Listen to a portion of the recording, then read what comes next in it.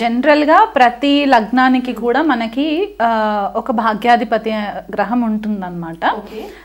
అసలు మనకి ఇప్పుడు మీరు అడిగిన క్వశ్చన్స్ అన్నిటికీ కూడా మనము చూసుకుంటే గనక భాగ్యాధిపతి అనే కాన్సెప్ట్ చాలా ఇంపార్టెంట్ అయిపోతుంది అనమాట. ఎందువల్ల అంటే మనకి మన ఫ్యూచర్ ఎట్లా ఉంటుంది, మనం గత జన్మలో ఏం చేసుకొని వస్తే మనం ఇట్లాంటి లైఫ్ లీడ్ చేయాలి అనే ఒక ప్రాపర్ డైరెక్షన్లోకి తీసుకెళ్ళడానికి ఒక గైడ్ ఉండాలి. కాబట్టి ఆ గైడింగ్ గ్రహము మనకందరికీ కూడా ఒక్కొక్క లగ్నాల వారిగా వాళ్ళకు ఒక భాగ్యాధిపతి గ్రహం ఉంటుందన్నమాట. ఇది మనకి ద్వాదశ రాశులు ఏవైతే మనము జ్యోతిష్య చక్రంలో కాలచక్రంలో చూస్తామో మనకి నవమ స్థానానికి సంబంధించిన గ్రహము మన భాగ్యాన్ని రిప్రజెంట్ చేస్తుంది అనమాట, చూపిస్తుంది అనమాట మనకి. సో ఈ గ్రహము ఎలా పనిచేస్తుందంటే ఈ భావానికి మెయిన్ ఎక్కువ మనకి ఇంపార్టెన్స్ ఉంటుంది. ఈ ధర్మ త్రికోణం అయిపోతుంది అనమాట. అంటే మనకి ఫస్ట్ హౌస్ అంటే లగ్నము, పంచమ స్థానము, భాగ్యస్థానము, నవమ స్థానం ఏదైతే మనకి ఈ ట్రయాంగిల్ ఉంటుందో త్రికోణాస్ అంటారనమాట. ఈ కోణాస్ని లక్ష్మీ స్థానాస్ అని కూడా అంటూ ఉంటారనమాట. ఎప్పుడైతే ఈ లక్ష్మీ స్థానంలో ఈ హైయెస్ట్కి వచ్చేసరికి మనకి నవమ స్థానము హైయెస్ట్ స్పిరిచువల్ యాంగిల్ అవుతుంది. ఈ నవమ స్థానము మనకు యాక్చువల్గా ఏం రిప్రజెంట్ చేస్తుందంటే మనము గత జన్మలో నుంచి క్యారీ ఫార్వర్డ్ అయిన పుణ్యకర్మలు ఏవైతే ఉంటాయో, అంటే పాపకర్మలు కాకుండా మనకి ఏ టైంకి ఎట్లాంటి సిచ్యువేషన్స్లో ఉన్నా కూడా సడన్గా మనం ఆ ప్రాబ్లంలో నుంచి బయటికి రావడానికి మనకి కొన్నిసార్లు ఆపర్చునిటీస్ కనిపించవు, అన్ని డోర్స్ అన్ని క్లోజ్ అయిపోయినట్టు అనిపిస్తూ ఉంటుంది. కానీ సడన్గా ఎవరో ఒక వ్యక్తి వచ్చి మనకి హెల్ప్ చేయడము, లేకపోతే ఏదో ఒక సో ఈ భావానికి సంబంధించిన పుణ్యం మనం ఏదైతే తెచ్చుకుంటామో అదంతా క్యారీ ఫార్వర్డ్ అవుతుంది అనమాట. అది కాకుండా మనం పుట్టినప్పటి నుంచి మన కరెంట్ ఏజ్ వరకు మనం ఎక్కడెక్కడైతే మనం పుణ్యకర్మలు చేస్తూ వచ్చామో చిన్న చిన్నవన్నీ కూడా అవి మనకి అకౌంట్లో ఫ్లరిష్ అవుతాయి. ఇప్పుడు మనం బ్యాంక్కి వెళ్తాము, డబ్బు డిపాజిట్ చేస్తాము, బ్యాలెన్స్ అంతా మనం సేవ్ చేసి బ్యాంక్లో పెట్టుకుంటాం.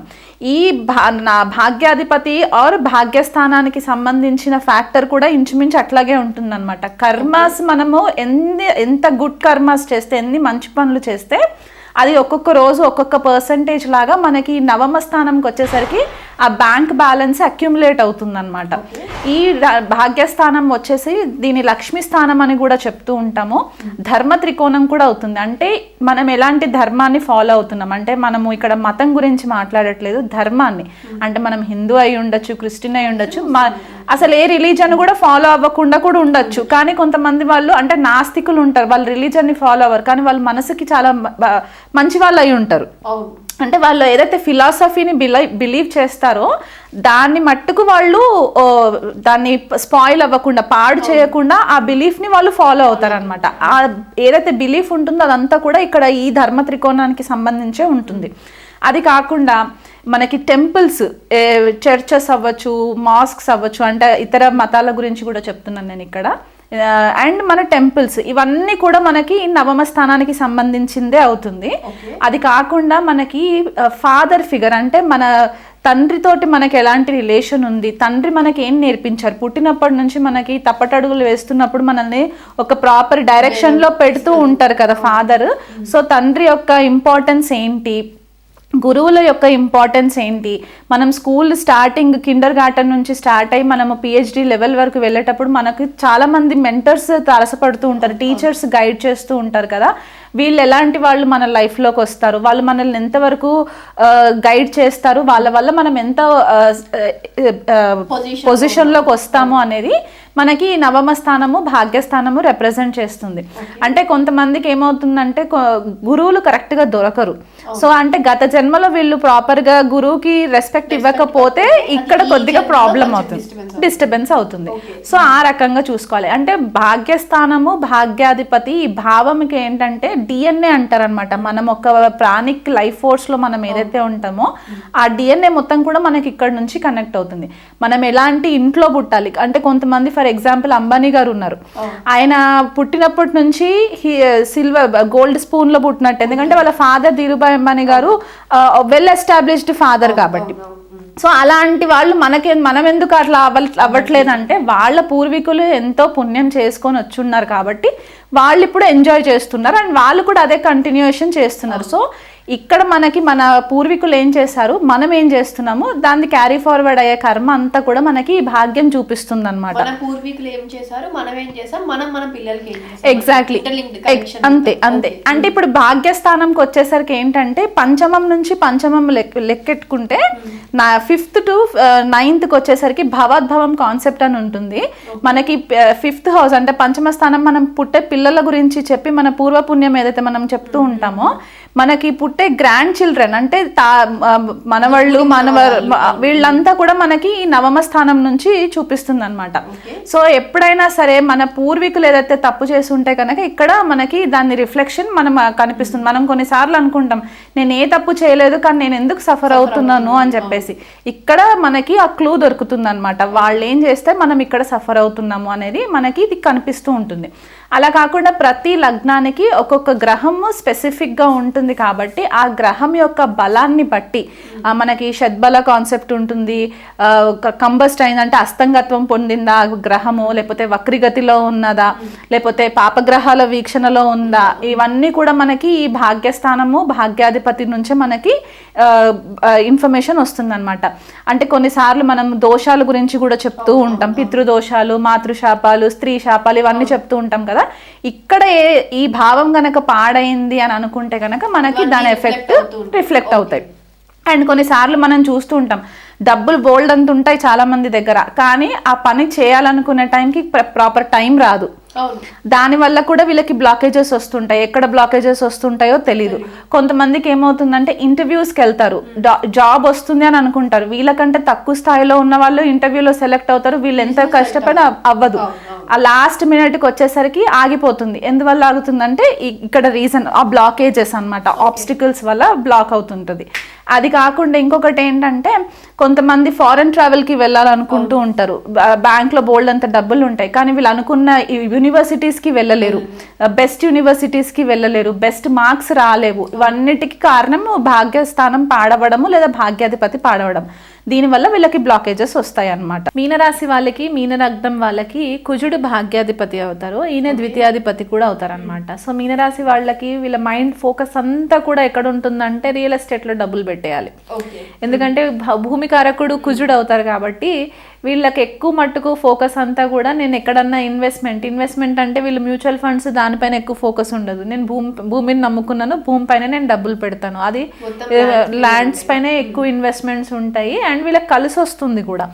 అండ్ వీళ్ళకి మొదట పుట్టిన సంతానం తర్వాత కూడా వీళ్ళకి మంచి యోగం కలిసి రావడానికి కూడా ఛాన్సెస్ ఎక్కువ కనిపిస్తూ ఉంటాయి. కుటుంబ వాతావరణంలో కుజుడు గనక ఒకవేళ ద్వితీయ కుటుంబ స్థానంలో ఉన్న, భాగ్యాధిపతి ద్వితీయ కుటుంబ స్థానంలో ఉన్నా కూడా కొద్దిగా వాక్కు కొద్దిగా హార్ష్గా ఉంటుంది, చాలా సూటిగా ఉండే ఛాన్సెస్ కనిపిస్తూ ఉంటాయి. దానివల్ల కొద్దిపాటిగా డిస్టర్బెన్సెస్ వస్తూ ఉంటాయి. కానీ ఫైనాన్షియల్ ట్రాన్సాక్షన్స్లో మాత్రం వీళ్ళు చాలా ముందు ఉంటారనమాట. అంటే ఆర్థికంగా సేవ్ చేసుకొని పెట్టుకోవాలి, రేపు ఎలాంటి సిచ్యువేషన్ వస్తుందో అనే ఒక ఆలోచన ఎక్కువ ఉంటుంది కాబట్టి ముందే సేవింగ్స్ ఎక్కువ చేసుకొని పెట్టుకోవడము అండ్ అది ఫ్యామిలీ కోసం ఖర్చు పెట్టడము ఇలాంటివి చేసే పరిస్థితి కనిపిస్తూ ఉంటుంది. కుజుడు ఎక్కువ మట్టుకు మనకి ప్యాషన్ అనేది మనకి కనిపిస్తూ ఉంటుంది, విల్ పవర్ ఎక్కువ ఉంటుంది. అంటే నేను ఏదైనా సాధించగలను అనే ఒక కాన్ఫిడెన్స్ లెవెల్స్ కూడా మనకి కుజుడు ఇస్తారు కాబట్టి ఆ ధైర్య సాహసాలు ఎలాంటి సిచ్యువేషన్ ఉన్నా కూడా వీళ్ళు ఆ సిచ్యువేషన్కి తగ్గట్టుగా వీళ్ళని మౌల్డ్ చేసుకోవడానికి కూడా మంచి ఆపర్చునిటీస్ కనిపిస్తూ ఉంటుంది. కాకపోతే మీనరాశి వాళ్ళకి ఇక్కడ కుజుడు ఒకవేళ కర్కాటక రాశిలో ఉన్నారనుకోండి, అంటే భాగ్యాధిపతి అయ్యి మనకి పంచమంలో ఉంటే గనక ఇక్కడ కొద్దిపాటిగా భాగ్య నష్టం జరుగుతుంది. ఎందుకంటే భాగ్యాధిపతి కుజుడయ్యి పంచమంలో నీచలో ఉంటారనమాట కర్కాటక రాశిలో. సో అంతగా ఫేవరబుల్ రిజల్ట్స్ కనిపించవు. సో దానివల్ల కొద్దిగా వీళ్ళ బిహేవియరల్ ప్యాటర్న్స్లో కూడా కొన్ని చేంజెస్ రావడము, ఇమోషనల్ మ్యానిపులేషన్స్ చేయడము. కుజుడు నీచబడినప్పుడు ఏమైపోతారంటే ఒకవేళ మగవాళ్ళకి కుజుడు నీచబడి ఉన్నారనుకోండి, అంటే భాగ్యాధిపతి మీనలగ్నంలో మగవాళ్ళు ఎవరైనా ఉండి ఆయన కొద్దిగా నీచలో ఉంటే కనుక వీళ్ళు కొద్దిగా ఇమోషనల్గా ఈ మ్యానిపులేషన్స్ చేయడము, దానివల్ల ఈ చికాకులు ఎక్కువ పెరగడము, రిలేషన్షిప్లో చికాకులు ఎక్కువ పెరగడము, ఈ రొమాంటిక్ అఫేర్స్లో ప్రాబ్లమ్స్ రావడం. ఎందుకంటే పంచమ స్థానం రొమాంటిక్ అఫేర్స్, పిల్లలతోటి కూడా సఖ్యత సరిగ్గా ఉండకపోవడము, ఫస్ట్ బార్న్ చైల్డ్ ఒకవేళ మగ సంతానం అయినా సరే వాళ్ళతో సరిగ్గా ఉండకపోవడం, వాళ్ళపైన డబ్బులు ఎక్కువ ఖర్చు పెట్టడము, ఇలాంటివి కొద్దిగా ఆ భాగ్య నష్టం అక్కడ కనిపిస్తూ ఉంటుందన్నమాట.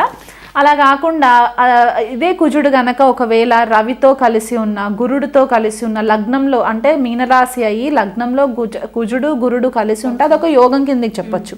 సో ఇక్కడ ధైర్య సాహసాలు ఎక్కువైపోతాయి, ఫారెన్ ట్రావెల్స్ చేయడానికి హెల్ప్ అవుతుంది, ఆధ్యాత్మికంగా ఎదగడానికి హెల్ప్ అవుతుంది, లేకపోతే ఒక టీచర్ లాగా కెరియర్ని ఎంచుకోవడానికి హెల్ప్ అవుతుంది. మిలిటరీ డిఫెన్స్, మనకి మిలిటరీ జర్నల్స్ ఉంటారు, పెద్ద పెద్ద జనరల్ పొజిషన్స్లో ఉంటారు, అలాంటి పొజిషన్స్లో వీళ్ళు ఉండి కమాండింగ్ చేసే రోల్స్లో ఉండడానికి. లేకపోతే ఇదే కుజుడు గురుడితో కలిసి ద్వితీయంలో ఉన్నారనుకోండి మేషరాశిలో, అక్కడ కూడా మంచి మిలిటరీలో, డిఫెన్స్లో, పోలీస్ కెరియర్స్లో ఉండే ఛాన్సెస్ కూడా ఉంటాయి. మీనరాశి మీనలగ్నం వాళ్ళకి రవితో కూడా కుజుడు కలిసి ఉన్నా కూడా పోలీస్ డిపార్ట్మెంట్లో వర్క్ చేయడము, ఆర్మీ, డిఫెన్స్, లేకపోతే డాక్టర్స్, మంచి మంచి సర్జన్స్కి కూడా మనకి కుజుడు కారకుడుగా చెప్తూ ఉంటాం అనమాట. అంటే నార్మల్ ఫిజిషియన్స్ కాకుండా ఆ నీడిల్స్, ఆ సిజర్స్ తోటి మనము ఆపరేషన్స్ చేసే సర్జన్స్ ఉంటారు కదా, సో వాళ్ళకి ఆ ధైర్యం ఉండాలి, ఆ మెంటల్ కెపాసిటీ ఉండాలి. కాబట్టి ఇక్కడ కుజుడు ఆ డామినెన్స్ ప్లే చేస్తారనమాట. సో ఈ లగ్నం వాళ్ళకి కుజుడు చాలా మంచి రిజల్ట్స్ ఇస్తూ ఉంటారు బేసికల్గా. కుజుడు ఒకవేళ పాపగ్రహాలతో కలిసి ఉన్నా, లేకపోతే శనితో కలిసి ఉన్న, రాహుకేతులతో కలిసి ఉంటే కనుక కొద్దిగా డ్యామేజింగ్ చేస్తూ ఉంటారు వాళ్ళ క్యారెక్టర్ బేస్ పైన, వాళ్ళ బిహేవియర్ బేస్ పైన. కాబట్టి రిలేషన్షిప్స్లో కూడా కొద్దిగా ఇబ్బందులు క్రియేట్ చేస్తాడు. కాబట్టి దగ్గరలో ఉన్న సుబ్రహ్మణ్యేశ్వర స్వామి ఆలయాలు ఏవైనా ఉంటే కనుక మంగళవారం రోజు అంటే ఇంకా మీకు ఇది లైఫ్ లాంగ్ రెమెడీ అనమాట. ఈ భాగ్యాధిపతిని మీరు ఒకవేళ డ్యామేజ్ అయితే కనుక మీరు వేరే రెమెడీస్ ఫాలో అవుతూ కూడా ఈ రెమెడీని మాత్రం మీరు లైఫ్ లాంగ్ చేస్తూ ఉండాలి. సుబ్రహ్మణ్యేశ్వర స్వామికి రెగ్యులర్గా మంగళవారం రోజు అభిషేకము, అర్చన చేయించుకోవడము, నాన్ వెజ్ మానేసి, ఆల్కహాల్ మానేసేసి ఉండడము, వీళ్ళనంత మట్టుకు మీ చిన్న వయసులో ఉన్న బ్రదర్స్ ఎవరైతే ఉంటారో వాళ్ళకి సహాయం చేయడము, అన్కండిషనల్ సపోర్ట్ ఇవ్వడము, అండ్ భూములు కొనేటప్పుడు కొద్దిగా కేర్ఫుల్గా ఉండడము. అండ్ ఇంకొకటి ఏంటంటే ఒకవేళ సుబ్రహ్మణ్యేశ్వర స్వామి టెంపుల్స్ లేవు అనుకుంటే దగ్గరలో ఆంజనేయ స్వామి టెంపుల్ ఉన్నా సరే వీళ్ళు ఖచ్చితంగా ఆంజనేయ స్వామి టెంపుల్కి విజిట్ చేసి కూడా అక్కడ కూడా అభిషేకము, హోమాలు చేయించుకోవడము, వీలైనంత మట్టుకు ఆంజనేయ స్వామి బొట్టు ఉంటుంది కదా, అది ఆజ్ఞచక్ర దగ్గర పెట్టుకోవడము ప్రతినిత్యము. ఇంట్లో నుంచి బయటికి వెళ్ళేటప్పుడు ఓం శరవణ భవాయ నమః అని అనుకోవడము. ఇలాంటివి చేసుకున్నంత వరకు కూడా వీళ్ళకి మంచి పాజిటివ్ రిజల్ట్స్ వస్తాయి. ఆ కోపం కూడా కొద్దిగా తగ్గే ఛాన్సెస్ ఉంటాయి. ఎందుకంటే కుజుడు పాడైపోయినప్పుడు కోపం చాలా ఎక్కువ వచ్చేస్తుంది అనమాట, ఫాల్స్ కోపం వస్తుంది వీళ్ళకి. సో దానివల్ల కూడా ఇబ్బందులు వస్తూ ఉంటాయి, బ్లడ్లో కూడా ప్రాబ్లమ్స్ ఉంటాయి. కాబట్టి ఆ రకంగా కూడా వీళ్ళకి కొద్దిపాటిగా ఫేవరబుల్ రిజల్ట్స్ ఉంటాయి రెమెడీస్ చేసుకోవడం వల్ల.